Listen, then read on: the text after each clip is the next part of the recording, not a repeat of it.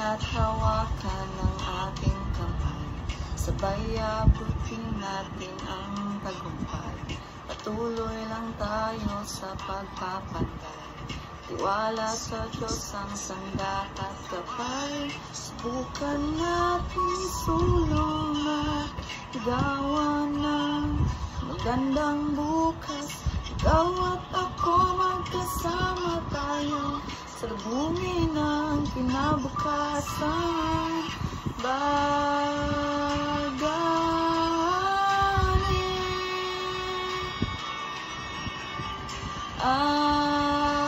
ating lahi. Ang dirigmang Pilipino, dakila ang lahi ko. Bayaning Pilipino sa makabagong panahon. So the title of the song is Bagani by Anthony Castillo, and I chose this song because Bagani, which also means a hero or a warrior, just like Rizal.